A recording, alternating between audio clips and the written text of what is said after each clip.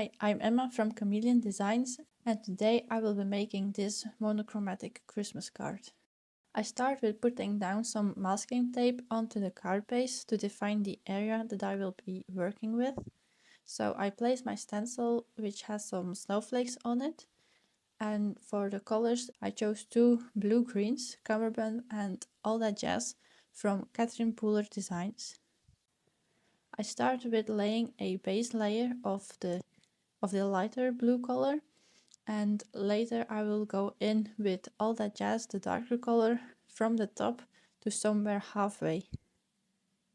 Once I'm happy with the blending of the snowflakes, I can remove the stencil, and then I go in with again the lighter blue color for the whole area to have a bit more definition between the stenciled area and the rest of the background.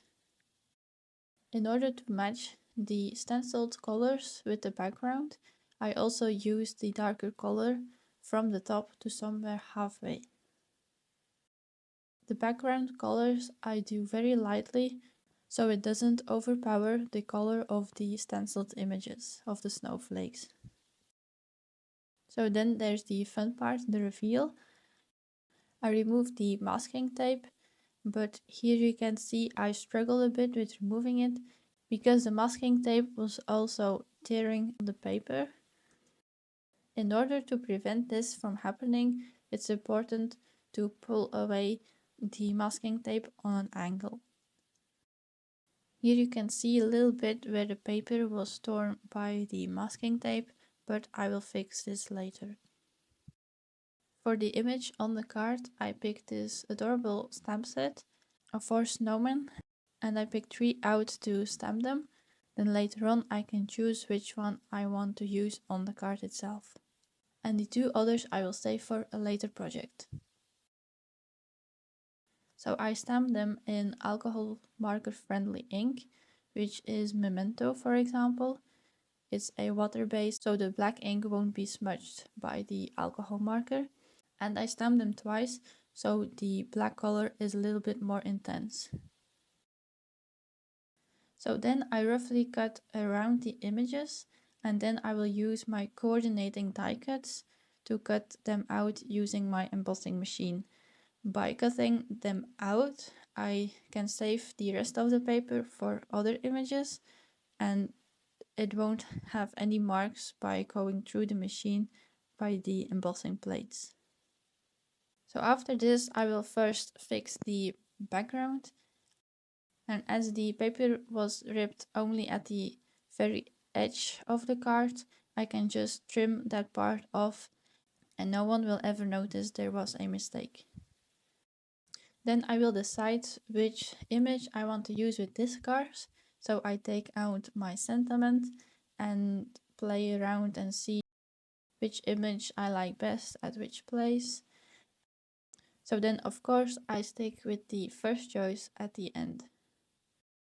Then I take out my stamping platform and lay down the card base.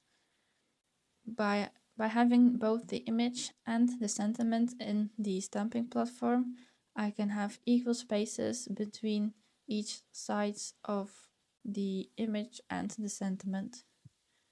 Once I decided on the placement of the sentiment, I can remove the image and stamp the sentiment. For this I use dark gray ink, slate, and I also stamp twice so the ink color is a little bit darker as well. So then we still have to color the snowman itself. For this I use my BG Copics, which are BG11, BG15 and BG18. I start with coloring the snow of the snowman using the lightest color, and I only put some ink on the shadow side of the snow. Then I move on to the hat and the scarf, and I color in the whole piece, the whole area, and then I go in with BG15 to color the pieces where I think the shadow should be. And when I've done that, I go in again with the lightest color to blend out the BG15 into the PG11. Then I move on to the carrot and the hat of the snowman with the medium color, and again I lay a base layer of the medium color and I go back with PG18 at the shadow sides and use the medium color again to blend out the dark color into the medium color. So here's the finished image with really basic coloring. So then I use some foam tape on the back of the image to give it some more dimension, and I make sure each piece of the image is supported by the foam tape.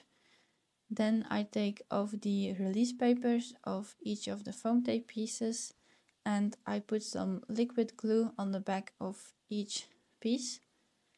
And by doing this, I'm allowing myself some extra time to position the image where I want it exactly. To finish off the card, I use some Nuvo drops in the transparent color Morning Dew, and I put one on the left side and two on the right side. But later I decided to put one more on the left and one more on the right to finish off the design, so it fills up the design a little bit more. So here's the finished card. Hope you enjoyed this video. If you did so, please give this a like and subscribe for more card ideas. Also, this is my very first video, so if you have any feedback, please let me know down in the comment section below. Thanks for watching. See you next time. Bye.